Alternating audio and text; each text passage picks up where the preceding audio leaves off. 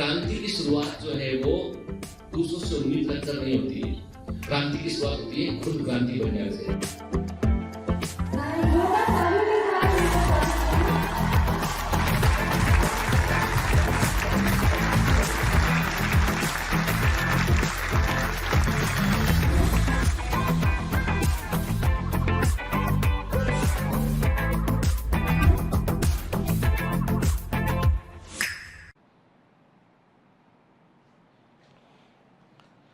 Hello commanders, welcome to Biomentors classes online. I am doctor Jitendra Singh. तो चलिए बेटा, आज से हम शुरू करेंगे एक नया chapter, that is the animal kingdom. Animal kingdom जो है one of the very important chapter है, जिसमें से एग्जाम में क्वेश्चन निश्चित तौर पे पूछा आता है। लेकिन अभी तक का जो ट्रेंड है पिछले 3-4 साल का, वो ये है कि मोस्ट ऑफ द क्वेश्चन जो है वो एनसीईआरटी पर ही बेस्ड है, एनसीईआरटी से ही पूछे गए हैं। इसलिए हमारा मेन फोकस जो है वो एनसीईआरटी ही रहेगा।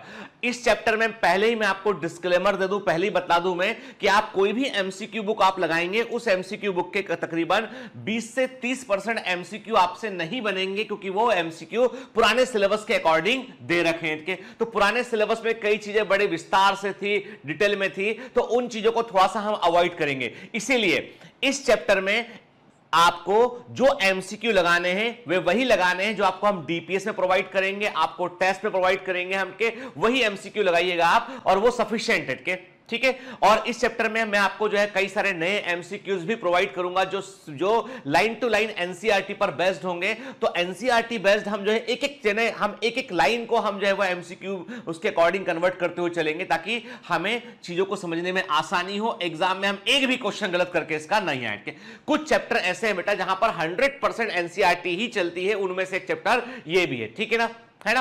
हालांकि जब आप मुझसे एक्सपेक्ट करेंगे कि मैं आपको कैसा पढ़ाऊंगा इसमें, तो मैं आपको जैसे एनसीईआरटी में पेरिफेरा में थोड़ा सा इतना सा दे रखा है तो मुझे थोड़ा ज्यादा जाके पढ़ाना पड़ेगा, क्योंकि मैं सेफ्टी नेट लेकर चलता हूं, मैं आपको रिस्क में नहीं डाल सकता हूं। इसलिए मैं जो पढ़ाऊंगा एनिमल किंगडम, तो मैं आपको एनसीईआरटी के अलावा 20% 20% एक्स्ट्रा पढ़ाऊंगा। पहले ही बतला दो, बाद में ना कहना, ठीक है। पार्टी तो चलती रहेगी भाई के, नहीं ये जो पढ़ाई लिखाई की पार्टी है वो चलती रहेगी, तो बाद में मत बोलना कि सर गिनगिनाने लगे, नहीं सर एनसीईआरटी नहीं, एनसीईआरटी से बाहर मत जाइए। अरे भाई 100% कवर करेंगे हम, ठीक है ना। लेकिन लेकिन लेकिन हमको बेटा देखो यार, कोई भरोसा नहीं इस एनटीए का। 12 तारीख को बोलते हैं 14 को एग्जाम है, ठीक है। तो आप समझ लीजिए इसी से उसका टेंडेंसी, नेशनल टेस्टिंग एजेंसी जो है वो कुछ भी कर सकती है। और मैंने पहले भी आपसे कहा, उन्होंने अपना डेटाबेस काफी हद तक इंप्रूव किया है, नए क्वेश्चन डाले हैं उन्होंने। और मैं आपसे कह रहा हूं, मेरा इंट्यूजन ये कहता है कि हमको तैयार रहना है उसके लिए, कि हमको तैयार रहना उसके लिए कि ऐसे क्वेश्चन जो उनके डेटाबेस के अंदर गए हैं वो एग्जाम में आ सकते हैं। और आपको बता दूं मैं, जितने क्वेश्चन उन्होंने अपने डेटाबेस के अंदर डाले, सारे प्रीवियस ईयर के क्वेश्चन है। सारे क्वेश्चन जितने भी एनटीए ने मॉक टेस्ट लिए, सारे क्वेश्चन वही थे जो प्रीवियस ईयर में पूछे गए थे। इसलिए एकदम अटेंटिव रहिए, ठीक है। कोई इफ कोई बट नहीं, मैं जो कह रहा हूं उसको फॉलो कीजिए एज ए कमांड डॉट के। और यदि आप बहुत ज्ञानी हैं तो भाई साहब जी जगह आपके लिए नहीं है, ठीक है। This place doesn't belong to you, ठीक है ना। जाइए कहीं पर, वहां जाकर जो है सबसे बेस्ट टीचर से पढ़िए, क्या आई एम द बेस्ट वाले टीचर से पढ़िए, ठीक है। लेकिन यहां पढ़ना है तो आपको इंस्ट्रक्शंस को मानना पड़ेगा, ठीक है। अब चलो, तो क्या दिमाग में मैं आई बात कि क्या बताया, मैंने बताया आपको कि बेटा अभी हम क्या करेंगे, हम इस चैप्टर में बिल्कुल वर्ड टू वर्ड एनसीईआरटी, बहुत सारे एमसीक्यू, हम एनसीईआरटी के नए एमसीक्यू भी सॉल्व करेंगे। दूसरा, इसके अलावा हम एक काम और भी करेंगे यहां पर कि हमको थोड़ा सा जो है वो मुझे लिबर्टी दीजिएगा, 10-20% में एक्स्ट्रा जाके पढ़ा सकूं बेटा, आपके भले के लिए। मैं एक्स्ट्रा मेहनत क्यों करूंगा भाई, एक्स्ट्रा क्लास लेनी पड़ती है। अभी आप देखो ना कि मैं अभी रिकवर होकर आया, तो अभी आपको मेरे को अभी क्या हो रहा है कि मैं कोविड-19 से रिकवर होकर आया, तो मेरे को अभी एक नया सिम्टम आया, वो है कि वायरल आर्थल्जिया, मतलब ज्वाइंट पेन होने लगे मेरे को अभी के। और मैंने डॉक्टर से पूछा, तो उन्होंने जो यहाँ पे कोविड के एक्सपर्ट डॉक्टर है मुंबई में, उन्होंने बोला कि नहीं, कई लोगों में वायरस के चलते जो है वो ज्वाइंट पेन होने लगता है, 15-20 दिन तक ये रहता है। तो उस पर भी यदि मैं काम कर रहा हूं, तो मतलब मैं कुछ सोच के काम कर रहा हूं ना आपके लिए। तो आपको एक बात समझनी होगी, आपको कि जो पढ़ा रहे हैं उसको अच्छे से फॉलो करना है, ठीक है ना। कोई इफ नहीं, कोई बट नहीं, ठीक है ना। जो मैं बता रहा हूं मतलब वो एग्जाम में आएगा, इंपॉर्टेंट है वो, ठीक है। चलिए, कोई शक, क्या आंसर आना चाहिए? No sir. क्या आंसर आना चाहिए? नो सर, ठीक है। चलिए, तो आज हम क्या देखने वाले हैं बेटा, हम देखने वाले हैं आज कि एनिमल किंगडम में जो है हमको कई सारे, हमें इतना पता है कि जंतु जगत में यदि हम बात करें किंगडम एनिमेलिया की हम बात करें तो हमको ग्रेटर डाइवर्सिटी देखने मिलती है। इनवर्टिब्रेट्स, वर्टिब्रेट, क्या हम देखते हैं कॉर्निकॉर्टा, कॉर्डेटा, उसमें भी तमाम तरह के कॉर्निवोरा, मैमल्स, तमाम तरह के एनिमल हमको देखने मिलते हैं। और इसीलिए जब हम जूलॉजिकल पार्क या जू में जाते हैं तो हम अम्यूज रह जाते हैं हम, ठीक है ना।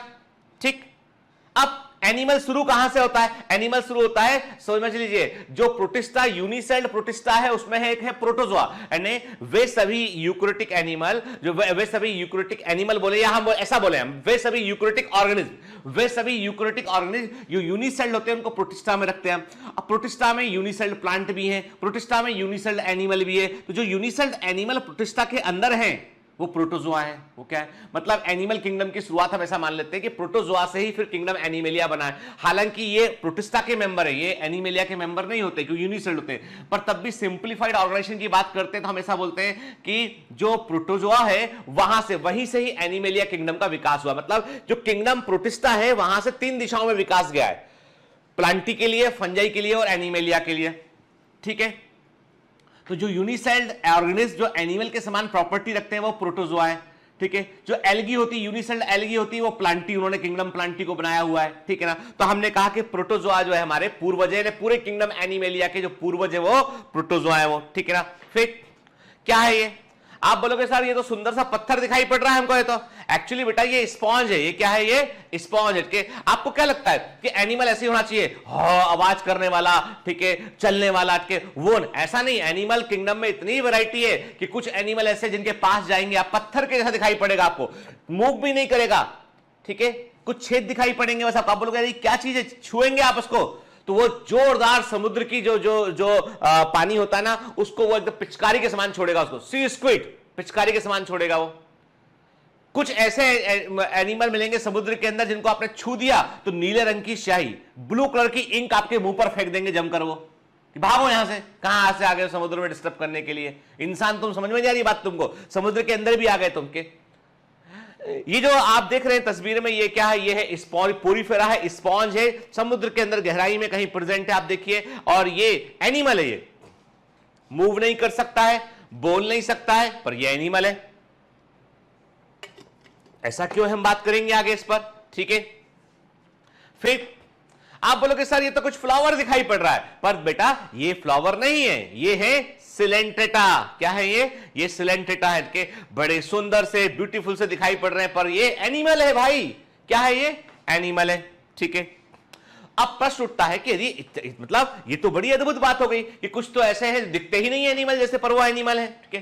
तो एनिमल को हम क्लासिफाई कैसे करते हैं, अब इसको हमें समझना है, ठीक है। हमें समझना है कि किंगडम एनिमेलिया को हम क्लासिफाई कैसे करते हैं। देखो बेसिक्स तो हम समझ गए, हमें लिविंग क्या होता है ये सब क्या हमें पता है। अभी हम बात किस पे करने वाले हैं, हम बात करने वाले हैं किस पे, एनिमल को क्लासिफाई कैसे करते हैं। अब प्रश्न उठता है कि किसी ऑर्गेनिज्म को आप एनिमल कंसिडर करने के लिए क्या चाहिए, उसकी सेल में सेल वॉल नहीं होना चाहिए। बेसिक फंडा क्लियर है हमें कि सेल में सेल वॉल, उसकी सेल में सेल वॉल नहीं होना चाहिए। इंजेस्टिव मोड ऑफ न्यूट्रिशन होना चाहिए, फूड को अपने अंदर लेकर डाइजेस्ट करता हो, ठीक है। इंजेस्टिव मोड ऑफ न्यूट्रिशन होना चाहिए, सेल में सेल वॉल नहीं होना चाहिए, क्लियर।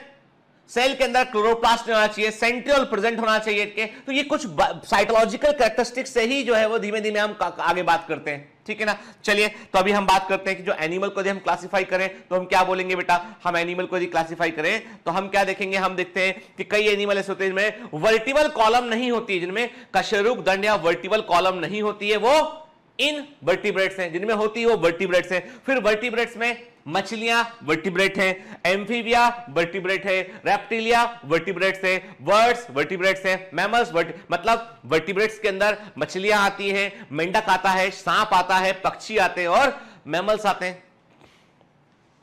इतना आसान नहीं देख के आपको लग रहा है कि ये एक ब्रॉडर कैटेगरी की बात करें, वर्टिब्रेट, इनवर्टिब्रेट, वर्टिब्रेट के टाइप क्या होते हैं, ठीक है ना, क्लियर। यदि आप डिफरेंट क्लासेस को देखें कि यदि आप एनिमल किंगडम में डिफरेंट क्लासेस को देखें तो आप पाएंगे कि जैसे इकाइनोडर्मेटा है तो स्टार फिश की बात करें हम यहाँ पे, फाइलम इकाइनोडर्मेटा की बात करें हम, क्या, ठीक है।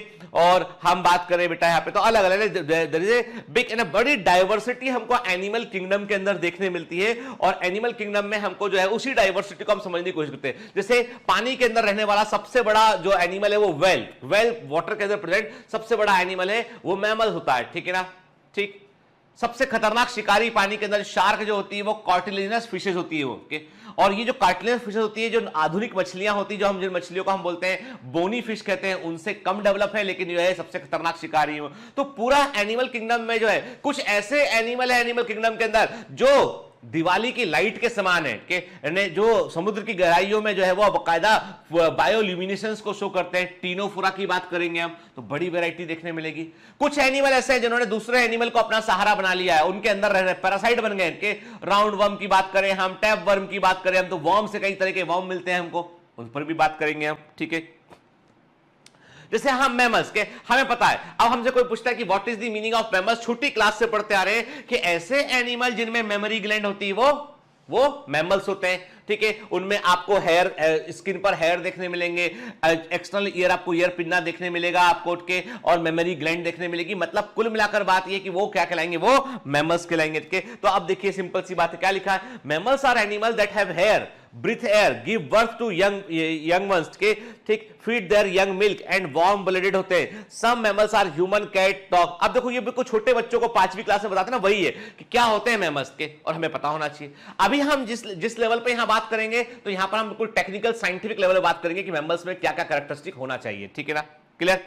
चलिए एनसीईआरटी क्या बोलती है, शुरुआत कहां से होती है इस चैप्टर की। In spite of differences in structure and form of different animals के, जैसे एलिफेंट अलग दिखाई पड़ता है, कैमल अलग दिखाई पड़ता है, मंकीज अलग दिखाई पड़ते हैं, ह्यूमन बीइंग अलग दिखाई पड़ते हैं, कि डॉग अलग दिखाई पड़ता है, तो हमें बड़े सारे स्ट्रक्चर में वेरिएशन देखने मिलेंगे, अलग अलग एनिमल के फॉर्म देखने मिलेंगे। There is fundamental feature common to various individual in relation to. अब बात इतनी सी है कि अलग अलग देखो क्या होता है कि कई सारे एनिमल किंगडम में कई सारे फाइलम है। जैसे फाइलम मैंने कहा कि आपका जो है पोरीफेरा है, सिलेंटेटा है, टीनोफोरा है, प्लेटीहेलमिंथस है, निमेटाहेलमिंथस है, ठीक है। फिर हम एनालिडा की बात करें, हम मोलास्का की बात करें, ऑर्थोपोडा की बात करें, इकाइनोडर्मेटा की बात करें हम, हेमिकॉर्डेटा की बात करें हम, फिर कॉर्डेटा की बात करें, कॉर्डेटा में यूरोकॉर्डेटा की बात करें, प्रोटोकॉर्डेटा की बात करें हम, ठीक है ना, वर्टिब्रेटा की बात करें हम, तो हम पाते हैं कि बड़ा सारा क्लासिफिकेशन में जो है वो बड़ी सारी ब्रांचेस हैं इसमें, ठीक है ना। तो इनमें भी हम कहते हैं कि एनिमल्स में आपको भले ही फॉर्म में अलग अलग, जैसे हमने कहा कि आप मंकीज को देखें, आप दूसरे एनिमल्स को देखें, आप ह्यूमंस को देखें, तो सब मैमल्स हैं, सब क्या है, ये मैमल्स हैं, ठीक है। मंकीज की बात करें, टाइगर की बात करें, के हम डॉग की बात करें, ह्यूमन, मैमल्स है, सभी सब में मेमोरी ग्लैंड प्रेजेंट है इनमें के। तो कई जगह पे आपको सिमिलरिटी देखने मिलेंगी, कई फंडामेंटल सिमिलरिटी देखने मिलेगी। किसी जैसे हमने कहा कि राउंड वर्म होते हैं, सारे राउंड वर्म में आपको स्यूडोसिलोम देखने मिलेगा। अब स्यूडोसिलोम क्या होता है इस पर बात करेंगे हमके।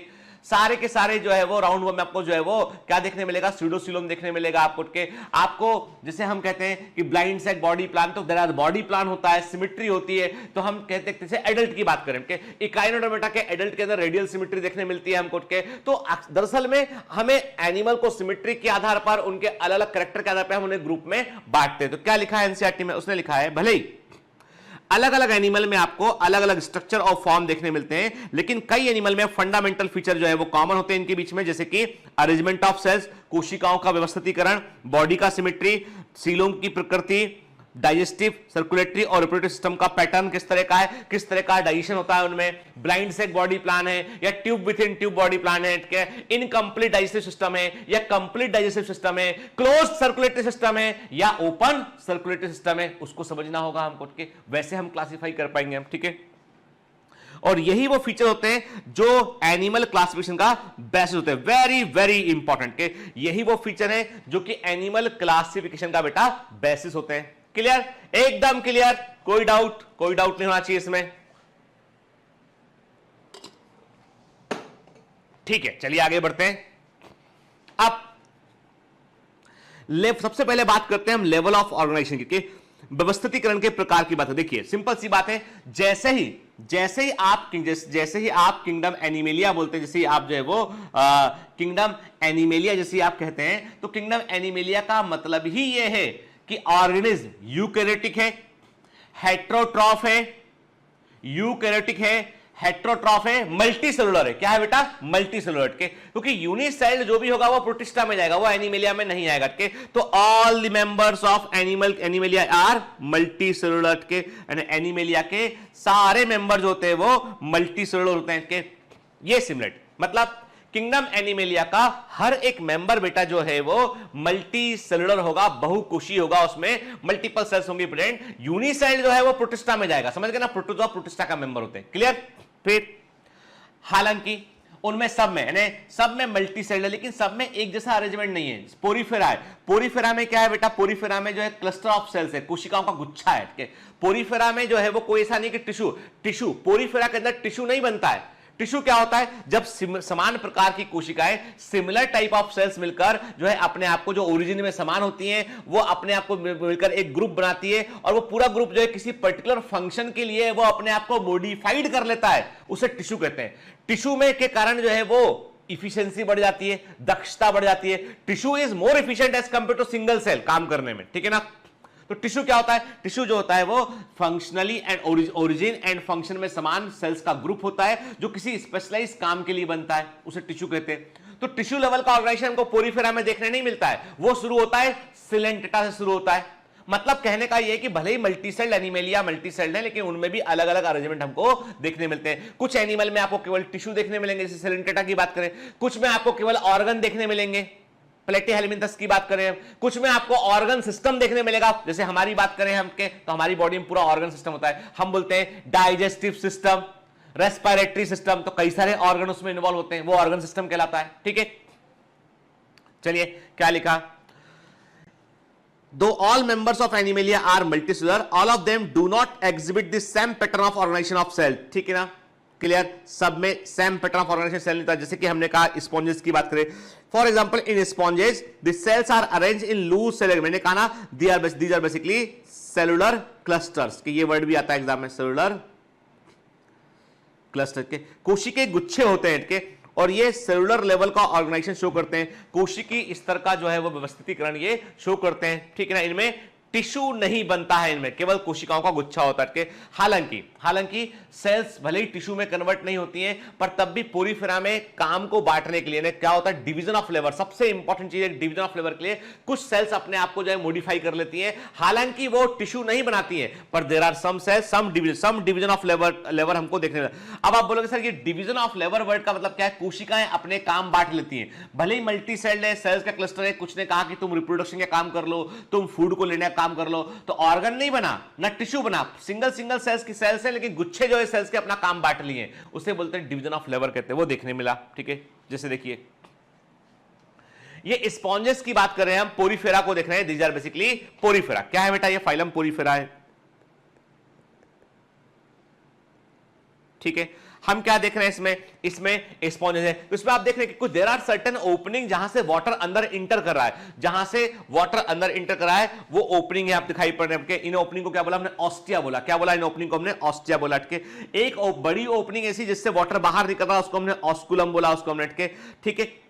और अंदर जो कैविटी, उस कैविटी को क्या बोला हमने? स्पॉन्जोसिल कैविटी को बोला हमने यहाँ पे। और आप देख रहे हैं कि इसके अंदर जो वॉल है, वॉल के अंदर जो लूज टिश्यू भरा हुआ उसे मीजोहाइल कहते हैं। क्या बोलते हैं उसे? मीजोहाइल कहते हैं। सब पढ़ेंगे बेटा हम, ठीक है, चिंता मत, सब पढ़ेंगे। अभी क्या देख रहे हैं? अभी हम इतना देख रहे हैं यहाँ पे कि हमें एक स्पॉन्ज का हमने जो एक क्रॉस सेक्शन लिया, बॉडी बेसिक बॉडी प्लान को लिया, और क्या देखा हमने? कहा कि there are certain entry points की वाटर इंटर करता है, ठीक है, उस वाटर में फूड होता है, और उस फूड को लेने के लिए जो सेल्स होती हैं, वो सेल्स क्या होती हैं? यहां होती है वो सेल्स जो फूड को पकड़ेंगी, वो होती हैं कॉलर सेल्स। क्या होती है? कोइनोसाइट्स या कॉलर सेल होती हैं, ठीक है। इनका काम फूड को पकड़ना होता है। कुछ सेल रिप्रोडक्शन करने के लिए होती हैं, जैसे हम देखते हैं। चलिए हमने क्या किया, इसी बॉडी प्लान को हमने थोड़ा सा डिटेल में जाके देखा, तो हमको एक बात समझ में आ गई। यहां पे हमको समझ में आई कि देयर आर सर्टेन सेल्स, जिसे हमने क्या बोला?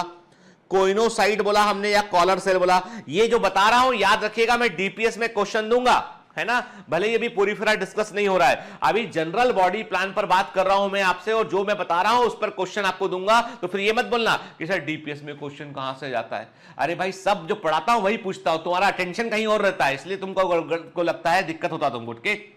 और देखिए, you are not here to complaint for each and everything, you are here to follow the commands, समझ गए ना, ठीक है। कमांड्स फॉलो नहीं करेंगे तो आपका रिजल्ट अच्छा नहीं होगा बेटा, इसलिए कमांड्स को फॉलो कीजिए, है ना। ज्यादा दिमाग अपना लगाना बंद कर दीजिए, जो बता रहे हैं आपको उसको फॉलो कीजिए, केवल मेहनत कीजिए हमारे साथ में, क्या लेके आना है, AIR1 लेके आना है हमको, ठीक है ना, कसम उठाइए बेटा, हमने लेके आएंगे, ठीक। चलिए, तो अभी क्या बात कर रहे हैं, अभी मैंने आपसे कहा कि जो पॉइंट ये है कि जो पोरीफेरा स्पॉन्जेस हैं वो मल्टी सेल्ड होते हैं, ठीक है, कोशिकाओं के का समूह होते हैं, उनमें टिश्यू नहीं होता है, लेकिन तब भी कुछ हद तक हमें डिवीजन ऑफ लेबर वहां देखने मिलता है। जिससे हमने कहा कि यहाँ पे कोइनोसाइट सेल दिखाई पड़ रही है, ये इनके अंदर आपको देख रहे हो, इसमें आपको फ्लैजिला दिखाई पड़ रहा है, ये मूव करते हैं, वाटर करंट को पैदा करते हैं, फूड पार्टिकल्स को ट्रैप करते हैं, भोजन को लेते हैं। इन कोइनोसाइट्स को हम क्या बोलते हैं, इन कोइनोसाइट्स के लिए हम कॉलर सेल वर्ड भी यूज करते हैं, इनके लिए हम जो है वो कॉलर सेल वर्ड भी इसके लिए हम यूज करते हैं, इनको हम कॉलर सेल भी कहते हैं, किसको, कोइनोसाइट को हम कॉलर सेल भी कहते हैं, ठीक है।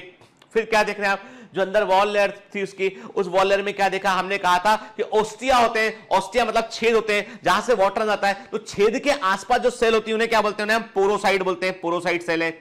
Control the water flow through the ostia, ostia से वाटर अंदर आएगा नहीं आएगा, कितना वाटर अंदर लेना है, उसे कंट्रोल करने वाला क्या, पोरोसाइट होता है। फिर आप देख रहे हो रिप्रोडक्शन के लिए कुछ सेल अलग कर दी इन्होंने, जैसे oocyte एग सेल है ये, ठीक है। फिर पिनेकोसाइट जो होती है वो कवरिंग बनाने वाली सेल होती है एक प्रकार से के। फिर कोलोनोसाइट जो है वो लोफोसाइट कोलेजन को सिक्रेट करती है ताकि स्ट्रक्चर इसका मेंटेन रहे के। अमीबोसाइट जो होती है वो न्यूट्रिएंट को डिलीवर करती है बाकी सब सेल्स को के। स्केलोसाइट जो है वो सिलिका के स्पिकुलर स्पॉन्ज को बनाने वाला मटेरियल होता है सिलिका, उसको रिलीज करती है। अब आप देखिए ना, आप क्या डिवीजन ऑफ लेबर नहीं है, भले ही सेल्स के गुच्छा है लेकिन उसने अपने अपने काम बांट लिए। क्या कर दिया उसने, अपने अपने काम बांट लिए उसने। जैसे मैंने कहा आपसे कि कोइनोसाइट से उन्होंने अपना काम अलग कर लिया, स्केलोसाइट का काम अलग है, अमीबोसाइट का काम अलग है, पोरोसाइट का काम अलग है, oocyte का। ये सब बेटा हम जब पोरीफेरा पढ़ेंगे डिटेल में बात करेंगे। अभी जो सुपरफिशियल बता रहा हूं याद है, अरे हमें अभी कॉन्सेप्ट को समझना है। We have to reach the depth of the chapter, chapter की डेप्थ में आके जाके हमें टच करना है सोल को, हमें क्या पढ़ना चाह रहे हैं हम, क्या पढ़ रहे हैं। स्टेटमेंट रटने से क्वेश्चन नहीं बनेगा, समझने से बनेगा बेटा, ठीक है ना। तो अभी आप इतना समझ गए कि भले ही से स्पॉन्जेस जो है उनमें cellular level of organisation present है, कोशिकी स्तर का उनमें व्यवस्थितीकरण भले ही से प्रेजेंट है, लेकिन तब भी सेल जो है वो हमको डिवीजन ऑफ लेबर करती हुई दिखाई पड़ती हैं, ठीक है, क्लियर। अब बात करते हैं सिलेंटेटा की, बात करते हैं कि भैया सिलेंटेटा में क्या, सिलेंटेटा का बॉडी ऑर्गेनाइजेशन जो है वो पोरीफेरा से कॉम्प्लेक्स है। यहां पर सेल्स जो है वो टिश्यू में कन्वर्ट हो जाती हैं, ठीक है। In Coelenterata the arrangement of cells is more complex. अब ये क्या होते हैं सिलेंटेटा, भाई फाइलम की बात करें ना, फाइलम पोरीफेरा है, फाइलम सिलेंटेटा है, तो फाइलम का नाम है बेटा, ठीक है ना। Here the cells performing the same function are arranged into tissues, hence tissue level organization के। देखिए पोरीफेरा में क्या था, पोरीफेरा में सेलुलर लेवल ऑर्गेनाइजेशन था, यहां पे क्या, यहां पे टिश्यू लेवल ऑर्गेनाइजेशन होगा बेटा, ठीक है, किसमें, सिलेंटेटा में। फिर सिलेंटेटा से ऊपर बढ़े जैसे जैसे, और ये भी क्लियर कर दूं आपको मैं, ये सब कुछ बायोलॉजिकल इवोल्यूशन के सीक्वेंस में। सबसे पहले प्रोटोजोआ बने, फिर पोरीफेरा का जैव विकास हुआ, पोरीफेरा से सिलेंटेटा का विकास हुआ, सिलेंटेटा से फिर जो है आपका टीनोफोरा बने, टीनोफोरा के बाद सिलेंटेटा, टीनोफोरा के बाद में जो है प्लेटीहेल्मिन्थस बने। तो ये जो फाइलम, जिस सीक्वेंस में हम फाइलम पढ़ेंगे वो इवोल्यूशन का भी सीक्वेंस वही है बेटा। जिस सीक्वेंस में हम फाइलम पढ़ेंगे, जिस सीक्वेंस में फाइलम आपके एनसीईआरटी में दे रखे ना, वो इवोल्यूशन का सीक्वेंस ही वही है, ठीक है ना। तो अभी क्या बात कर रहे हैं हम कह रहे हैं आपसे कि जैसे जैसे आप इवोल्यूशन में आगे बढ़ोगे वैसे वैसे कॉम्प्लेक्सिटी बढ़ती चली जाएगी, क्योंकि आपको मोर इफिशिएंसी चाहिए और अधिक आपको इफिशिएंट सिस्टम चाहिए। तो हर बार बायोलॉजिकल इवोल्यूशन में यही हुआ कि और इफिशिएंट ऑर्गन को डेवलप किया गया, एनिमल को डेवलप किया गया। तो उसके लिए क्या हुआ, पहले सेल्स थे प्रोटोजोआ, उनको इंप्रूव करके पोरीफेरा बना। यानी ईश्वर की एक अपनी प्रयोगशाला है, गॉड की अपनी एक लेबोरेटरी जहां पर प्रयोग चल रहे हैं। तो उसमें क्या किया उन्होंने, पोरीफेरा बनाया। उन्होंने कहा पोरीफेरा तो एफिशिएंट है, थोड़ा और एफिशिएंट करो, टिश्यू बना दिए, सिलेंटेटा बन गया, टिश्यू बन गया। टिश्यू के बाद फिर ऑर्गन बना। ऑर्गन कहां दिखाई पड़ते हैं, प्लेटीहेल्मिन्थस में, फ्लैटवर्म में दिखाई पड़ते हैं। Still higher level of organisation, मतलब जैसे जैसे आप इवोल्यूशन में आप आगे बढ़ते जाएंगे वैसे वैसे एनिमल किंगडम में कॉम्प्लेक्सिटी जो है वो बढ़ती चली जाएगी, ठीक है। तो हायर लेवल में बात करते हैं, ऑर्गन लेवल की बात करते हैं हमके, ये हमें प्लेटीहेल्मिन्थस के मेंबर में देखने मिलता है, ठीक है। उसके बाद आप आगे बढ़ेंगे तो ऑर्गन्स मिलके क्या बनाएंगे, वो ऑर्गन सिस्टम बनाएंगे उठ के। ऑर्गन के मिलने पे क्या बनेगा, फिर ऑर्गन सिस्टम बनेगा उठ के, ठीक है। तो देखिए अब ऑर्गन में क्या होता है बेटा, ऑर्गन में जो है टिश्यूज मिलके, टिश्यू जैसे हम कोई एक ऑर्गन की बात करते हैं, जैसे हमने आपसे कहा कि लिवर इज एन ऑर्गन, ठीक है, तो लिवर में अपने टाइप के टिश्यू के, ठीक। तो हम कहते हैं जो ऑर्गन है, ऑर्गन में क्या होता है, ऑर्गन में वेरियस टाइप के टिश्यू मिलकर एक साथ काम करते हैं। देखो टिश्यू में सेल्स होती हैं, सेल्स अपना ग्रुप बनाती हैं और काम करती हैं, वो टिश्यू बन गया। फिर वेरियस टाइप के टिश्यू मिलकर क्या करते हैं, वो एक ऑर्गन बनाते हैं, फिर एक सिंगल काम करते हैं वो। तो ऑर्गन्स आर मोर स्पेशलाइज होते हैं वो, ठीक है। जैसे आप देखिए कि आपके सामने स्क्रीन पे ये दिखाई पड़ रहा है आपको सिलेंटेटा। क्या है बेटा? ये है सिलेंटेटा है, ठीक है ना। क्या देख रहे हैं आप इसमें? इसमें जो अरेंजमेंट है वो केवल और केवल किसके लेवल पर? टिश्यू के लेवल पर अरेंजमेंट। इसमें ऑर्गन आपको देखने नहीं मिलेंगे, ठीक है। आप इसके दो फॉर्म देख रहे हैं, पोलिप और मेडुसा। पोलिप जो होता है ये basically stationary non motile form होता है, मेडुसा इसका जो है मोटाइल फॉर्म होता है, ठीक है। तो ये सब डिटेल में पढ़ेंगे हम कि मेटाजेनेसिस क्या होता है, उस पर भी बात करेंगे। अभी हम इतना समझ रहे हैं यहां पे कि यहां पर जो भी आप सिलेंटेटा देख रहे हैं आप, इसके अंदर आपको केवल और केवल टिश्यू देखने मिलेंगे, इसमें आपको ऑर्गन देखने आपको नहीं मिलेंगे, ठीक है। लेकिन देखिए आप ये ना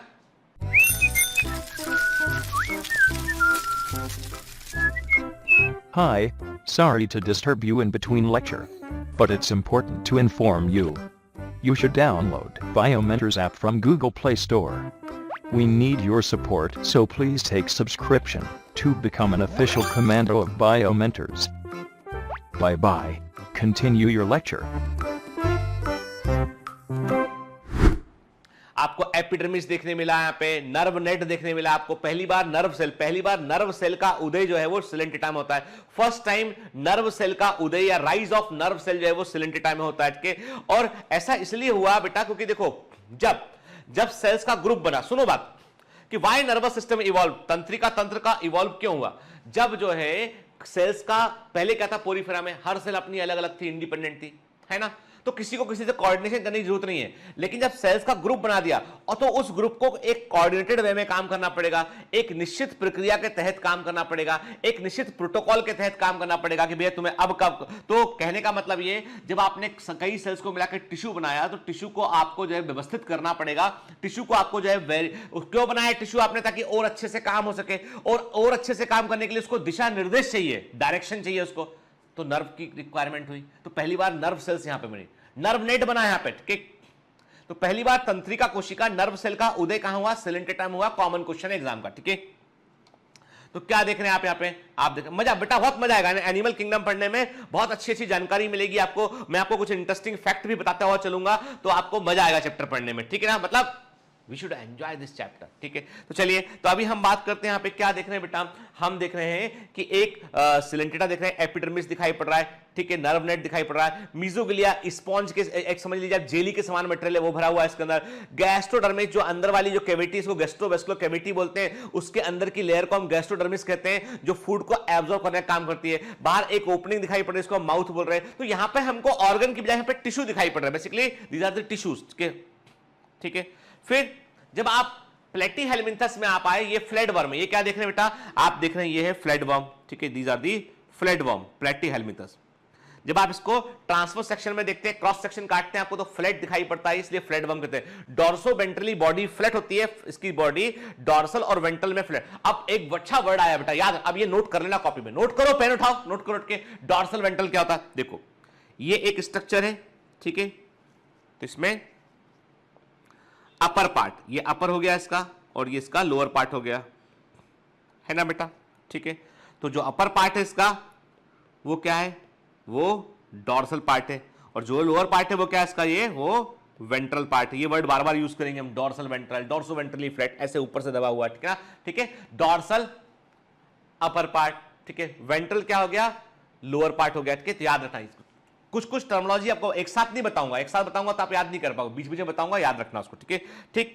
तो ये अब इसमें आपको क्या दिखाई पड़ रहा है? इसमें आपको देखिए आप ओविडक्ट, स्पर्म, ठीक है ना, आपको इंटेस्टाइन, ठीक है, मसल, सर्कुलर मसल्स, ठीक है, फेरिंग्स। तो यहां पर आपको ऑर्गन दिखाई पड़ रहा है, यहाँ पे आपको ऑर्गन दिखना है, यहां पर शुरू हो गया, यहाँ पे तो ऑर्गन लेवल का ऑर्गेनाइजेशन दिखाई पड़ता है, ठीक है ना। फिर जैसे एनिमल्स होते हैं, एनिलिडा की बात करें हम, ठीक है, हम एनिलिडा की बात करें बेटा हम के। फिर आर्थ्रोपोडा की बात, एनिलिडा में क्या आता है? जो अर्थवर्म है, जो केचुआ है वो एनिलिडा के अंदर आता है बेटा के। फिर आर्थ्रोपोडा की बात करें हम, जितने भी इंसेक्ट हैं आर्थ्रोपोडा में आते हैं। मोलास्का, जितने भी स्नेल्स हैं मोलास्का में आते हैं के।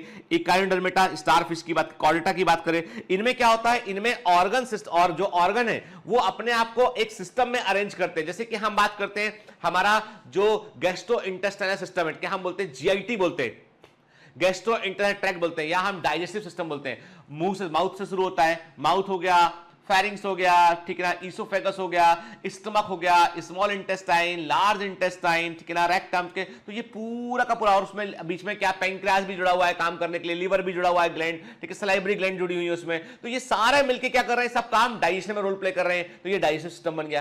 फिर हम कहते हैं कि हमारा, जैसे हमने कहा कि हमारे जो आउटर नोस्ट्रिल हो गए, इनर नोस्ट्रिल, नेयर्स हो गए, इनर नोस्ट्रिल हो गए आपके, फिर हमने कहा कि आपका जो है वो लैरिंग्स हो गया, आपका फेरिंग, आपका जो है लैरिंग्स हो गया, आपका ट्रैकिया हो गया, आपका ट्रैकिया के बाद आप आए कहां पे, ब्रोंकियोल्स में आए, लंग्स में आप आए, लंग्स के अंदर आपने तमाम ब्रांच देखा। तो अब ये क्या हो गया, ये आपका हो गया, अब इसमें क्या साथ में इन्वॉल्व है, आपका डायफ्राम इन्वॉल्व है, आपकी इंटरकॉस्टल मसल इन्वॉल्व है, रिब केज, ये पूरा सिस्टम क्या काम कर रहा है, ये रेस्पिरेशन में रोल प्ले कर रहा है, तो रेस्पिरेटरी सिस्टम का हिस्सा बन गया है। तो कुछ ऑर्गन ऐसे होते हैं जो काम मिलकर एक पर्टिकुलर फंक्शन को रोल प्ले करते हैं, तो वो ऑर्गन सिस्टम को बातें हैं। तो जितने भी डेवलप एनिमल है सब में आपको ऑर्गन सिस्टम लेवल का ऑर्गेनाइजेशन देखने मिलेगा, ठीक है। तो एनिलिडा, आर्थ्रोपोडा, मोलास्का, एकाइडोमेटा, कॉर्टा में organs have associated to form functional system, ई system concerned with a specific physical function, ठीक है।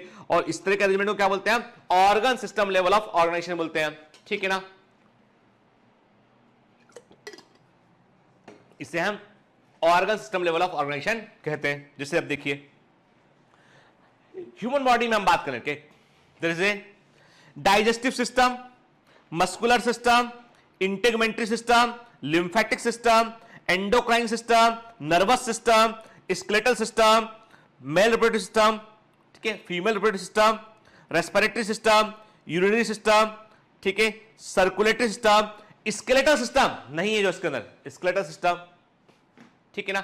आप सोच लीजिए, कहने का मतलब ये है बेटा कि जो है इतने ना, आप स्कूल में हमने क्या कहा, हमने आपसे कहा कि जो है वो आपके ये जो है वो आपके ह्यूमन बॉडी ऑर्गन सिस्टम हमको दिखाई पड़ रहे हैं, और यही सब हम पढ़ेंगे कहां पर, जब हम पढ़ेंगे ना ह्यूमन फिजियोलॉजी, तो हमको ये सारे सिस्टम पढ़ने हैं। क्या पढ़ना है, सारे सिस्टम पढ़ने हैं हमको, digest system, muscular system, skeletal system, integrative system, सब हमें कवर करना होगा, ठीक है, क्लियर।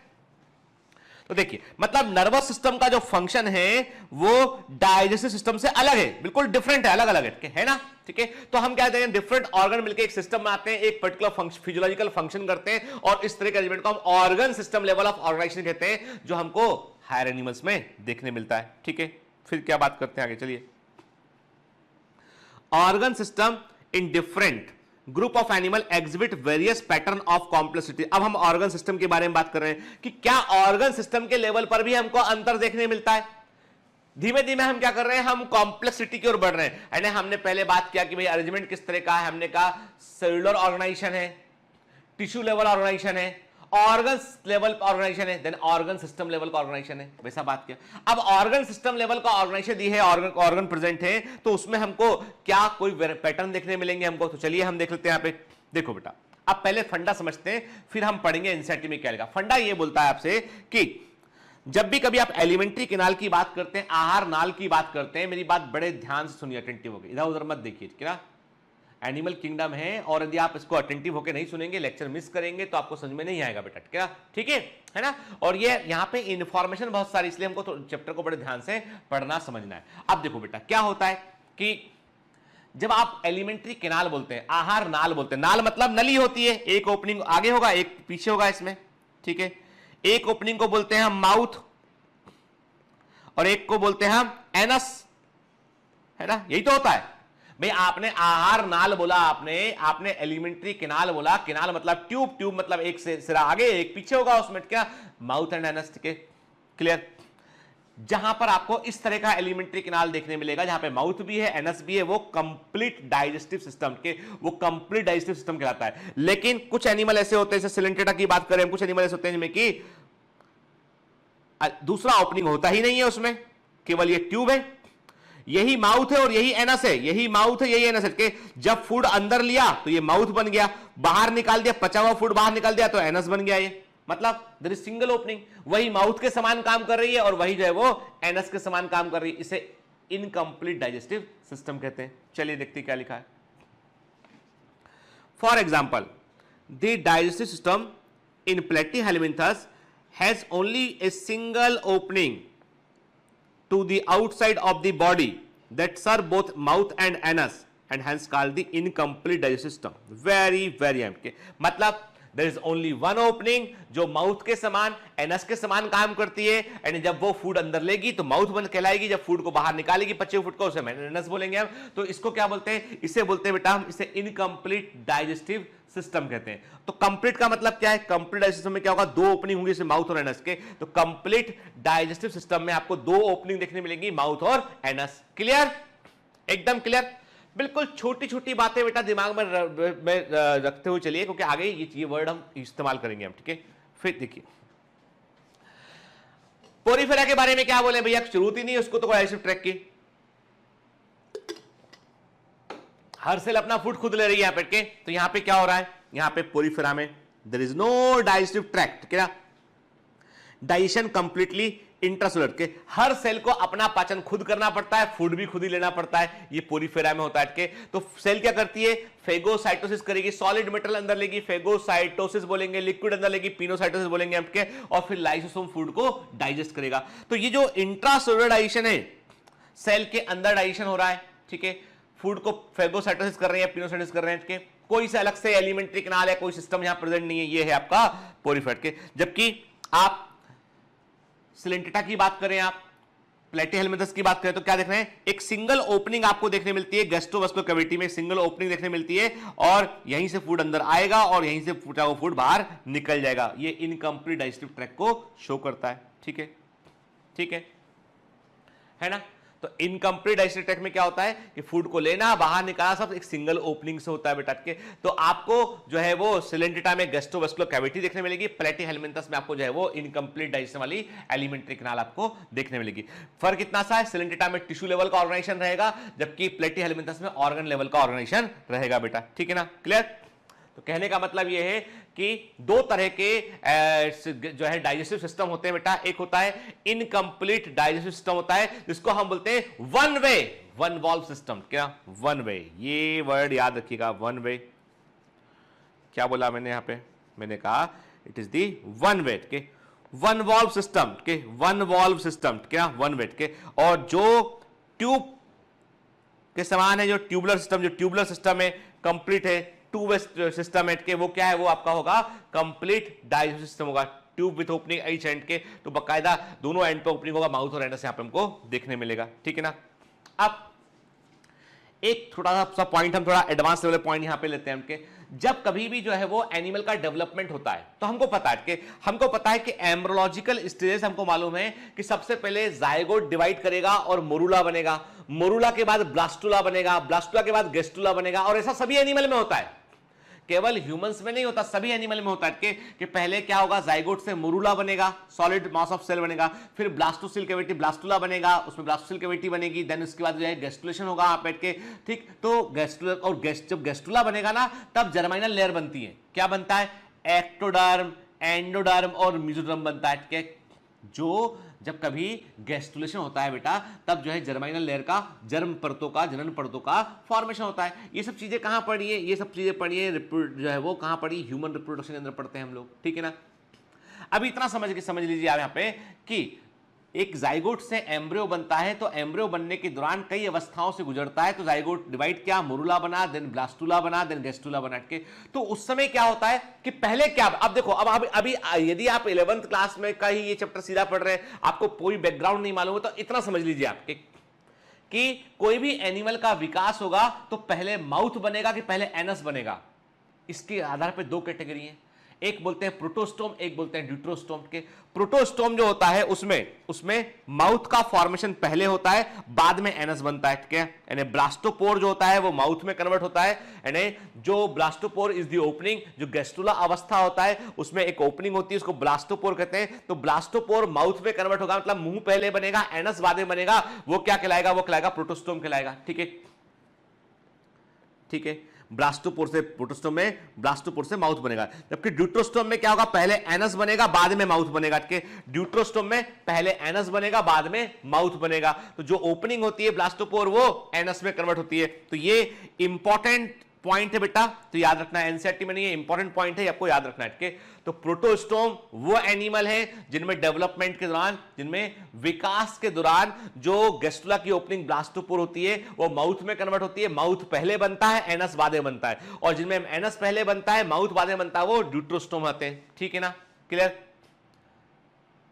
ह्यूमंस क्या है बताता हूं आपको, कि ह्यूमंस जो है ड्यूट्रोस्टोम में आते हैं। ठीक है, हम आगे बात करेंगे। ठीक है, चलिए सिमिलरली अब इसी प्रकार बात करते हैं, सर्कुलेटरी सिस्टम की बात करते हैं। इसके भी दो टाइप होते हैं, open type and close type के। एक होता है बेटा ओपन टाइप। ओपन टाइप में क्या होता है कि जो हार्ड ब्लड को पंप करेगा, और ये ब्लड एक कॉमन कैविटी, ये ब्लड एक कॉमन कैविटी के अंदर रहेगा, और वहां पे सारे ऑर्गन डूबे रहेंगे उसके अंदर, जिसको जो चाहिए ले लो भाई। ठीक है ना, जिसको जो चाहिए उस ब्लड में से ले लो आपके। तो एक समझ लीजिए आप कि एक बड़ा सा टैंक है, इमेजिन कर रहे हैं बड़ा टैंक है, उसमें एक पंप से हम अंदर चीज भेजते हैं, दूसरी तरफ से बाहर निकाल लेते हैं। ब्लड सप्लाई हो रहा है, हार्ट भी काम करेगा, हार्ट भी काम करेगा, ब्लड सप्लाई भी करेंगे, लेकिन हर एक ऑर्गन तक आर्टरी या वीन्स नहीं पहुंचेंगी। वहां पे कॉमन जगह पर जो है वो ब्लड को, उसमें ऑर्गन डूबे होंगे, बात होंगे, ब्लड में डूबे होंगे। ठीक है, तो ऐसा क्या होता है, ऐसा ओपन सिस्टम होता है। क्लोज सिस्टम में क्या होगा कि ब्लड जो है उसको कहीं पे उसको कॉमन कैविटी में डाल के नहीं रखेंगे। ब्लड क्या है, ब्लड बारीक बारीक जाल में बहेगा, आर्टरीज, कैपिलरीज, और हर ऑर्गन तक ब्लड जो है वो कैपिलरी पहुंचाएगी। मोर इफिशिएंट सिस्टम, क्लोज सिस्टम बोलते हैं इसको। क्या लिखा देखते हैं, open type in which the blood is pumped out of the heart and the cells and tissues are directly bathed in it। के कहने का मतलब ये है कि हार्ट ब्लड को पंप करेगा, एक कॉमन कैविटी में ब्लड पहुंचेगा, सारे ऑर्गन उस कैविटी के अंदर डूबे हुए होंगे, और जिसको जो चाहिए भाई वहां से ले लो आप। ठीक है ना, ओपन टाइप में ऐसा होगा बेटा। ठीक है, जैसे ऑर्थोपोडा है, ओपन टाइप सिस्टम उसके अंदर प्रेजेंट है। ठीक है, ठीक, जबकि एनिलिडा में क्लोज टाइप सिस्टम प्रेजेंट है, ह्यूमन बींग्स में क्लोज टाइप सिस्टम प्रेजेंट है मैमल्स के अंदर के। क्लोज टाइप में क्या होगा, ब्लड जो है वो series of vessels, heart blood को पंप करेगा, आर्टरीज में जाएगा, एरोटा में जाएगा, आर्टरीज में जाएगा, कैपिलरीज में जाएगा, के वहां से इकट्ठा होगा, वीन्स में आएगा के, तो ऐसा पूरा नेटवर्क होगा यहाँ पे। तो यहाँ पे अलग अलग डायमीटर की ट्यूब होंगी, आर्टरीज होंगी, वीन्स होंगी, कैपिलरीज होंगी, और ब्लड इनके अंदर बहेगा। कोई कॉमन कैविटी में ब्लड को नहीं डालेंगे हम। ठीक है ना, हर ऑर्गन तक ब्लड को पहुंचाएंगे। क्लियर? देखिए ये इमेज बड़ी इंपॉर्टेंट है बेटा, इसका स्क्रीनशॉट ले लीजिएगा इसका। ठीक ना, तो ओपन सर्कुलेटरी सिस्टम में क्या देख रहे हो आप देख रहे हो कि ब्लड आया हार्ट तक, हार्ट ने ब्लड को पंप किया, पंप करके कॉमन ने, देखो कोई क्लोज नेटवर्क नहीं है, ब्लड को हमने क्या किया, कॉमन कैविटी में डाल दिया बैठ के, और वहां पर से जो है वो सारा काम है। यहाँ पे देख रहे हैं आप कि ऑर्थोपोडा के अंदर आपको ट्यूबुलर हार्ट दिखाई पड़ रहा है जो ब्लड को पंप कर रहा है, और ब्लड एक कॉमन कैविटी में पहुंच रहा है। ठीक है ना, ठीक है। जबकि आप एनिलिडा में बाजू में देख रहे हैं तो वेंट्रल वेसल्स दिखाई पड़ रही हैं, एक्सिलरी हार्ट दिखाई पड़ रहा है, डॉर्सल वेसल दिखाई पड़ रही है, मतलब पूरा सब कुछ ब्लड जो है वो कभी कॉमन कैविटी में, वो हमेशा एक नेटवर्क के अंदर ब्लड बह रहा है। ये क्लोज्ड सर्कुलेटरी सिस्टम होता है। ठीक है, ठीक, देखिए ना क्या देख रहे हो आप इंसेक्ट्स में, आप ये ओपन सिस्टम, ये क्या देख रहे हो बेटा, ये आपको दिखाई पड़ रहा है, ये open system, open circulatory system. ठीक है ना, देख रहे हो आप, है ना, क्या हुआ, हार्ट ने, मस्कुलर हार्ट ने ब्लड को पंप किया, और फाइनली ब्लड कहां गया, ब्लड एक कॉमन कैविटी, ये कॉमन कैविटी यहां पहुंचा, ब्लड यहां पहुंचा, यहां पे छोड़ दिया इसको, ठीक है, और यहां पे जिसको जो लेना है यहां से ले लेगा उठ के। ये है ओपन सर्कुलेटरी सिस्टम। क्लोज देखो आप यहाँ पे, तो मैंने क्या कहा, ओपन में क्या हुआ, ओपन में मैंने कहा आपसे blood flows freely with in the body cavity and make direct contact with organ, and blood direct contact होता है, ब्लड के अंदर ऑर्गन डूबे होते हैं, इंसेक्ट में देखने मिलता है। क्लोज देखिए अब आप, यहां पर आप क्या देख रहे हैं, यहां पे देखो आपकी सेल्स जो है ना, वो वहां पे क्या था, एक सेल्स का ग्रुप था, यहां पे खाली है, मैंने कहा था पहले वाले इमेज में क्या था आपको, देखो आप इसमें क्या था, देखो आप ना ब्लड सेल्स देखिए आप ना, बॉडी सेल्स वो डूबी हुई हैं ब्लड के अंदर के, जबकि यहां पर जो है वो डूबी हुई नहीं है उठ के, यानी जो ब्लड स्मॉल ब्लड वेसल से वो सप्लाई कर रहा है बकायदा, और वहां उसी के थ्रू ब्लड पहुंच रहा है। ठीक है, ये क्लोज्ड सर्कुलेटरी सिस्टम होता है। ठीक है, blood is capped physically content with in the vessel, blood vessels के अंदर कंटेंट होता है, the blood flows, blood follows एक कंटिन्यूअस फिक्स्ड पाथ, ब्लड एक कंटिन्यूअस फिक्स्ड पाथ को फॉलो करता है सर्कुलेशन में के, और एक नेटवर्क के थ्रू जो है ब्लड को पहुंचाया जाता है। अर्थवॉर्म में, वर्ड्स में, मैमल्स में, सब में, ह्यूमंस में हमको ये देखने मिलता है। तो ये होता है क्लोज सर्कुलेटरी सिस्टम होता है। ठीक है, then come to the symmetry की बात करते हैं कि सममिति या सिमेट्री क्या चीज होती है भाई।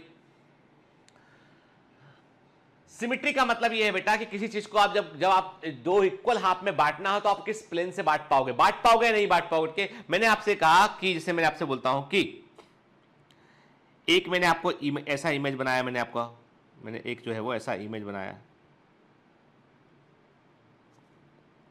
ठीक है। मैंने कहा इसको दो बराबर भागों में बांटो। तो आप बोलोगे सर ये तो आपने बड़ा अजीब टेढ़ा आड़ा बनाया, आपने कैसे दो बराबर भागों में बांटे? यहां से बांटूंगा तो भी बराबर नहीं हो पाएगा, यहां से बांटूंगा तो भी बराबर नहीं हो पाएगा। मतलब आप बोलोगे सर ये तो बराबर करना पॉसिबल नहीं होगी, इसकी डायमेंशन गड़बड़ है इसके, ठीक है। आपने बोल दिया सर ये तो एसिमेट्रिकल बनाया आपने, लेकिन यदि मैं ऐसा इमेज बनाता हूं, मैं यदि ऐसा इमेज बनाता हूं,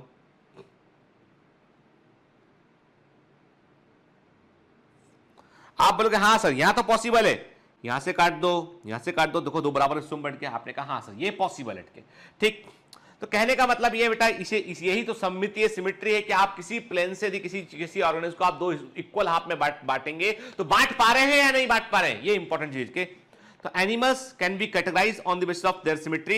एक तो सबसे पहली सिमेट्री तो वो होगी बेटा जो कोई सिमेट्री ना हो, जा no symmetry, asymmetrical, very very important. सारे पोरीफेरा जो है वो होते हैं एसिमेट्रिकल होते हैं, पोरीफेरा में कोई सिमेट्री नहीं होती है कि सारे पोरीफेरा जो है वो एसिमेट्रिकल होते हैं के, clear, no symmetry. Cnidaria, Echinodermata, adult, ठीक है, एडल्ट ऑफ इकाइनोडर्मेटा, ये सब रेडियल सिमेट्री को शो करते हैं। इसके अलावा टीनोफोरा हुआ, निडेरिया मतलब सिलेंट्रेटा की बात करें हम, इकाइनोडर्मेटा एडल्ट्स की बात करें, ये रेडियल सिमेट्री शो करते हैं। किसी भी प्लेन से आप काटोगे दो इक्वल हिस्सों में बढ़ जाएंगे, दो बराबर भागों में बढ़ जाएंगे, ओके।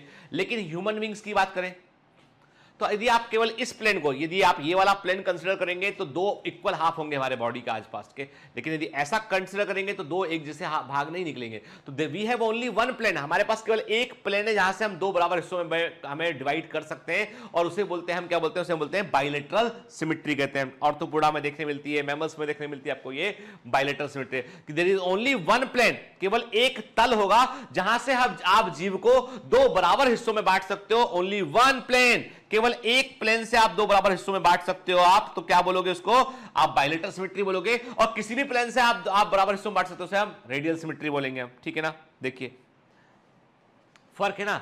स्टारफिश को आप देखो, किसी भी प्लेन से बांटो, आपको बराबर हिस्सों में बांट पा रहे हो कि नहीं बांट पा रहे हो, बांट रहे हो आप उसको, रेडियल सिमेट्री। जबकि बाजू में क्या है वो बाइलेटरल सिमेट्री, ठीक है ना। देखिए sponges are mostly asymmetrical. Mostly क्यों लिखा, क्योंकि भैया कुछ कुछ ऐसे स्पॉन्जेस का कोई फिक्स स्ट्रक्चर तो है नहीं है, तो कुछ कुछ ऐसे हैं जो आपको सिमेट्रिकल दिख सकते हैं, पर टेक्निकली वो एसिमेट्रिकल ही होते हैं, क्या। देयर में भी सम स्पॉन्जेस जिनको आपको संयोग से आपको मिल जाए पानी में कहीं पे, जो दो बराबर हिस्सों में बढ़ जाए, तो वो बाई चांस वाली बात है, वो बाई रूल नहीं है वो, ठीक है ना। मतलब any plane that passes through the centre does not divide them to equal half, ठीक है। When any plane passing through a central axis of the body divide the organism into two identical half, it is called radial symmetry। मैंने कहा ना किसी भी plane से यदि आप काटेंगे उस ऑर्गेनिज्म को तो वो रेडियल सिमेट्री को वो शो करेगा। किसको शो करेगा, वो रेडियल सिमेट्री को वो शो करेगा, ठीक है। जैसे कि अब very very IMP, radial symmetry कहां कहां देखने मिलती है, मैंने बताया था सिलेंट्रेटा में होती है, टीनोफोरा में होती है और इकाइनोडर्मेटा में होती है। वेरी वेरी, तो इस तरह रेडियल सिमेट्री वाला बॉडी प्लान कहां देखने मिलेगा आपको, ये सिलेंट्रेटा में, टीनोफोरा में, इकाइनोडर्मेटा में देखने मिलेगा। देख जितने भी फाइलम है उसमें दिमाग में डाल लीजिए, पोरीफेरा में कोई सिमेट्री नहीं है, एसिमेट्रिकल है। सिलेंट्रेटा, टीनोफोरा और इकाइनोडर्मेटा में रेडियल सिमेट्री है, बाकी सब में बाइलेटरल सिमेट्री, बाकी सब में बाइलेटरल सिमेट्री होती है। एनिमल्स जैसे कि एनिलिडा, ऑर्थोपोडा, जहां पर बॉडी को हम केवल दो इक्वल लेफ्ट और राइट हिस्सों में बांट सकते हैं, केवल एक प्लेन पे, केवल एक तल पे, उसे हम बोलते हैं बाइलेटरल सिमेट्री बोलते हैं। केवल एक प्लेन पर बॉडी को हम दो इक्वल हिस्सों में बांट सकते हैं, इसे हम बाइलेटरल सिमेट्री कहते हैं। क्या बोलते हैं इसको, हम द्विपार्श्व सममिति कहते हैं, द्विपार्श्व सममिति कहते हैं। हिंदी वाले बच्चे लिख लेंगे, द्विपार्श्व सममिति कहते हैं इसको हम, ठीक है ना। चलिए ये एनसीईआरटी का इमेज है बेटा, रेडियल सिमेट्री को शो कर रहा है। क्या शो कर रहा है, ये रेडियल सिमेट्री को शो कर रहा है, ठीक है। दूसरा इमेज ये क्या शो कर रहा है, ये बाइलेटरल सिमेट्री को शो कर रहा है, this shows the bilateral symmetry को ये शो कर रहा है, क्लियर, ठीक है। चलिए अब एक और टर्मिनोलॉजी पे आगे बढ़ते हैं हम, ठीक है। लास्ट टर्मिनोलॉजी पे बात करते हैं आज के लिए हम, क्या होता है डिप्लोब्लास्टिक और ट्रिप्लोब्लास्टिक ऑर्गेनाइजेशन, ठीक है। देखो बेटा ब्लास्टुला के बाद जो गेस्टुला वाली स्टेज आती है उस समय जो है वो आपका सेल्स का लेयर बनता है, ठीक है। यानी जब ब्लास्टुला गेस्टुला में कन्वर्ट होता है तो गेस्टुलेशन के दौरान उसमें जर्माइनल लेयर बनती है, उसमें जर्माइनल लेयर बनती है, जिनको हम क्या बोलते हैं, जिनको हम बोलते हैं एम्ब्रॉनिक लेयर बोलते हैं, भ्रूणी परतें बोल सकते हैं, जनन परतें बोल सकते हैं। तो जर्माइनल लेयर बनती है, या हम ऐसा बोलते हैं कि एम्ब्रॉनिक लेयर्स बनती हैं। और एम्ब्रॉनिक लेयर सबसे पहले बनने वाली एम्ब्रॉनिक लेयर जो होती है वो होती है एंडोडर्म और एक्टोडर्म के।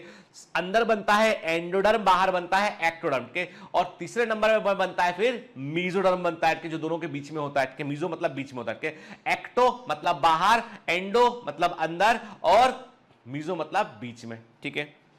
Animals in which cells are arranged in two embryonic layer के, जब जाइगोट एम्ब्रियो में कन्वर्ट होता है तो ये चीज ये बार बार बोल रहा हूं, याद रखिएगा, जब जाइगोट एम्ब्रियो में कन्वर्ट होता है तो गेस्टुला अवस्था में हमको जर्माइनल लेयर या एम्ब्रॉनिक लेयर का फॉर्मेशन दिखाई पड़ता है, और उसमें अंदर वाली लेयर जो है एंडोडर्म बनता है, देन एक्टोडर्म बनता है, फिर बीच में फिर मीजोडर्म बनता है, ठीक है। तो क्या बोलते हैं, हम कहते हैं कि बाहर वाला परत होता है एक्टोडर्म और अंदर वाला होता है एंडोडर्म के। और ऐसे एनिमल को हम डिप्लोब्लास्टिक एनिमल कहते हैं। जिन एनिमल्स में केवल आपको एक्टोडर्म और एंडोडर्म देखने मिलता है, जिनमें आपको मीजोडर्म देखने नहीं मिलता है, उन एनिमल्स को हम क्या बोलते हैं, डिप्लोब्लास्टिक एनिमल कहते हैं। डिप्लोब्लास्टिक एनिमल में कुल जो एम्ब्रॉनिक लेयर जो होती है वो 3 होती है बेटा। एक होता है, देखो मैं आपको क्या बता रहा हूं, मैं बोल रहा हूं आपसे कि कुल जो एम्ब्रॉनिक लेयर है वो 3 है, एक्टोडर्म, मीजोडर्म और एंडोडर्म, ठीक है। उनमें से केवल 2 होंगी तो डिप्लोब्लास्टिक, 3 होंगी तो ट्रिप्लोब्लास्टिक एनिमल होगा, ठीक है ना। तो सिलेंटेटा जो होते हैं वो क्या होते हैं, वो डिप्लोब्लास्टिक एनिमल होते हैं। अब कई बार क्या होता है बेटा, एमसीक्यू जब आता है ना उसमें पोरीफेरा भी ऑप्शन देते हैं आपको, के तो एक्चुअली में पोरीफेरा के लिए ये कॉन्सेप्ट इसलिए लागू नहीं करते हैं कि पोरीफेरा में होता है सेलुलर लेवल ऑर्गेनाइजेशन, क्या होता है, सेल्स होती है, वहां पर टिश्यू होता नहीं के, और जो कोई लेयर बन रही है मतलब हम टिश्यू की बात कर रहे हैं वहां पे, ठीक है ना। तो हालांकि पोरीफेरा को आप टेक्निकली बोलोगे तो आप उसको डिप्लोब्लास्टिक में रखोगे नहीं, टेक्निकली आप उसको क्या रखोगे, डिप्लोब्लास्टिक के अंदर ही रखोगे, पर एक्चुअली में डिप्लोब्लास्टिक टर्म इस्तेमाल करते हैं हम सिलेंटेटा के लिए, जिनमें केवल 2 ही जर्म परतें होती हैं, ठीक है ना, ठीक। इसमें और टीनोफोरा में, जिनमें केवल 2 ही हमको डिप्लोब्लास्टिक लेयर जो है देखने मिलेगी, ठीक है। तो कहने का मतलब है ऐसे एनिमल जिनमें कि एम्ब्रॉनिक लेयर केवल 2 ही होती है, बाहर होती है एक्टोडर्म, अंदर होती है एंडोडर्म, और इन्हीं लेयर से सारे ऑर्गन, इन्हीं लेयर से बनते, सारे टिश्यू इन्हीं लेयर से बनते हैं, इसमें के सिलेंटेटा में देखने मिलता है, ठीक है। और इन दोनों के बीच में एक अनडिफरेंशिएटेड परत होती है, इसे मीजोग्लिया बोलते हैं, और ये जेली के समान होती है, ये it is like a jelly, ये जेली के समान होती है, ठीक है, ठीक है। तभी तो जेलीफिश सिलेंटेटा में आती है, तभी तो जेलीफिश जो है वो सिलेंटेटा की मेंबर होती है के। तो मीजोग्लिया क्या होती है, एक्टोडर्म और एंडोडर्म के बीच में मीजोडर्म नहीं बन पाती है, उसकी बजाय वहां पे जेली जैसा मेटल भरा होता है, इसे हम मीजोग्लिया बोलते हैं, ये आपको दोनों के बीच में देखने मिलता है। And it is basically non cellular, ये बेसिकली आकोशी होता है, जेली के समान होता है, ठीक है ना। देखिए, है ना, बॉडी प्लान की बात कर रहे हैं यहाँ पे हम, तो हमने क्या देखा कि एक्टोडर्म और एंडोडर्म के 2 ही हमें परतें दिखाई पड़ रही हैं, तो वो क्या है, वो डिप्लोब्लास्टिक हो गया। याद रखिएगा, डिप्लोब्लास्टिक जो है वो लेस इवॉल्व होते हैं एज कंपेयर ट्रिप्लोब्लास्टिक के। जैसे जैसे एनिमल किंगडम में आप आगे बढ़ेंगे वैसे वैसे कॉम्प्लेक्सिटी बढ़ती चली जाएगी, ठीक है। तो मैंने कहा एंडोडर्म और एक्टोडर्म, ठीक है, ठीक। ट्रिप्लोब्लास्टिक में क्या होता है, आपको 3 परतें देखने मिलेंगी, एक्टोडर्म, एंडोडर्म और मीजोडर्म को आपको देखने मिलेगी, ठीक है। जैसे देखिए ना, एनसीईआरटी का ही इमेज देख रहे हैं यहाँ पे हम, है ना, जर्माइन लेयर में जर्माइनल लेयर देख रहे हैं आप, एम्ब्रॉनिक लेयर देख रहे हैं, बाहर वाली परत है एक्टोडर्म, अंदर वाली परत है एंडोडर्म, ठीक है ना बेटा। और इन दोनों के बीच में एक मेटल भरा हुआ है, इसको मीजोग्लिया, आप देख रहे हैं मीजोग्लिया नॉन सेलुलर दिखाई पड़ रहा है यहाँ पे, ठीक है, डिप्लोब्लास्टिक में। और जब एक्टोडर्म और एंडोडर्म के बीच में एक पूरी परत बन जाती है तो उसे बोलते हैं हम मीजोडर्म कहते हैं। तो ये ट्रिप्लोब्लास्टिक एनिमल में हमको देखने मिलती है, ठीक है ना, क्लियर। देखिए ना, डिप्लोब्लास्टिक में आपको जो है एक्टोडर्म और एंडोडर्म देखने मिलता है बेटा, ठीक है ना। जो कैविटी आपको गेस्टुला के अंदर दिखाई पड़ती है उसे हम आर्केंट्रॉन बोलते हैं। Archenteron is the cavity present in the gastrula, और गेस्टुला की ओपनिंग को क्या बोलते हैं, ब्लास्टोपोर कहते हैं। इसलिए याद रखना बेटा को, ये एग्जाम में पूछा था कि blastopore is the opening of the gastrula, जहां पर आर्केंट्रॉन बाहर खुलता है। और ये ब्लास्टोपोर जब माउथ में डेवलप होता है तो क्या बोलते हैं, इसको हम प्रोटोस्टोम कहते हैं, और जब ये एनस में डेवलप होता है तो उसे हम क्या बोलते हैं, ड्यूट्रोस्टोम एनिमल कहते हैं, ठीक है ना, याद है ना। तो आप देख रहे हैं कि एक्टोडर्म और एंडोडर्म के बीच में यदि मीजोडर्म प्रेजेंट है तो ट्रिप्लोब्लास्टिक एनिमल है, और केवल 2 ही परतें प्रेजेंट है तो क्या है, वो आपका डिप्लोब्लास्टिक एनिमल है, ठीक है ना, क्लियर। देखिए आप ध्यान से, एक्टोडर्म आप सिलेंटेटा में देख रहे हैं, अंदर वाली लेयर एंडोडर्म में, बाहर वाली एक्टोडर्म में, बीच में जो है वो आपको जेली समान मटेरियल भरा हुआ, उसको मीजोग्लिया कहा हमने यहाँ पे, ठीक है ना। देख रहे हैं आपके सारी सेल, सारे ऑर्गन, सारे टिश्यूज जो है आपको इन्हीं जनन परतों में आपको देखने मिलेंगे, एंडोडर्म में और एक्टोडर्म में आपको ये देखने मिलेंगे, ठीक है ना। अब ये निमेटोसाइट क्या होता है, इंटरस्टिशियल स्टेम सेल्स क्या होती है, सब पढ़ेंगे बेटा आगे के। अभी दिमाग में रखो इतना कि आपको जो भी जर्माइनल लेयर है, एम्ब्रियोनिक लेयर है, यही ऑर्गन का या यही टिश्यू का विकास करती है आगे चल के, ठीक है ना। Those animal in which the developing embryo has third germinal layer, तीसरी जर्माइनल लेयर होती है जिसे हम जो मेसोडर्म कहलाती है, और ये एक्टोडर्म और एंडोडर्म के बीच में होती है। इसे ऐसे एनिमल को हम ट्रिप्लोब्लास्टिक एनिमल कहते हैं। तो प्लेटीहेलमिन्थस से लेकर कॉर्डेटा तक के, प्लेटीहेलमिन्थस से लेकर कॉर्डेटा तक सारे के सारे एनिमल क्या होते हैं, वो ट्रिप्लोब्लास्टिक होते हैं। सारे एनिमल क्या होते हैं बेटा, वो ट्रिप्लोब्लास्टिक एनिमल होते हैं। क्लियर, ठीक है। देखिए अब ये जो लेयर होती है ना, इनका बड़ा सिग्निफिकेंस है बेटा, कि जैसे कि ये एक जो है एक मोटे तौर पे बताया गया है कि एंडोडर्म जो होती है वो डाइजेस्टिव सिस्टम का विकास करती है, रेस्पिरेटरी सिस्टम का विकास करती है। एक्टोडर्म जो होती है वो आउटर कवरिंग स्किन का, आपका नर्वस सिस्टम का विकास करती है। मेसोडर्म जो होता है आपका वो मसल्स का, सर्कुलेटरी सिस्टम का और स्केलेटल सिस्टम का विकास करती है। तो ये जो जनन परतें होती है, जर्माइनल परतें, बड़ी इंपॉर्टेंट होती है, पूरा बॉडी पार्ट को ये डेवलप करती है, ठीक है ना। क्लियर, चलिए तो आज के लेक्चर में सबसे आखिर में हमें आपसे एक सिंपल सा क्वेश्चन पूछ के छोड़ता हूं, आप इसका उत्तर करेंगे। होमवर्क है आपके लिए, आप बताएंगे इसका उत्तर है। The most ancient branch point in animal phylogeny is the characteristic of having, मतलब आपने एनिमल को जहां से पहली बार जहां से आपने एनिमल को पहली बार क्लासिफाई करना शुरू किया, दैट इज द पॉइंट। सबसे पहला फीचर क्या रहा होगा जब आपने एनिमल को दो हिस्सों में बांटा आपने के।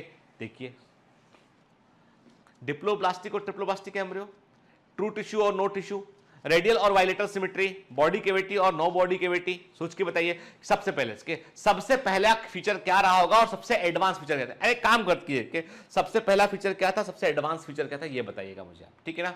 यानी जब हमने जो है वो क्या लिखा है, most ancient branch point in animal phylogeny, animal phylogeny का मतलब समझते हो आप, जैव विकासी इतिहास के इवोल्यूशनरी हिस्ट्री की बात कर रहे हैं हमके। तो जहां इवोल्यूशनरी हिस्ट्री की बात कर रहे हैं वहां पे सबसे पहला पॉइंट क्या था, जहां पर हमने एनिमल को दो हिस्सों में बांट दिया था। सोचिएगा और क्वेश्चन का उत्तर दीजिएगा, ठीक है ना। चलिए तो आज के लिए इतना ही। नेक्स्ट क्लास में बेटा हम इससे आगे बात करेंगे। नेक्स्ट क्लास में हम सीलोम के ऊपर बात करेंगे, बॉडी कैविटी के ऊपर बात करेंगे, हम टेगमेटाइजेशन और मेटामेरिज्म के ऊपर बात करेंगे। बड़ा इंपॉर्टेंट लेक्चर है बेटा। तो शुरुआती लेक्चर जो है एनिमल किंगडम के, यदि आपने उनको अच्छे से समझ लिया ना, तो पूरा एनिमल किंगडम आपके लिए एकदम आसान हो जाएगा, ठीक है ना। तो पढ़ते रहिए, मेहनत करते रहिए बेटा। All the best.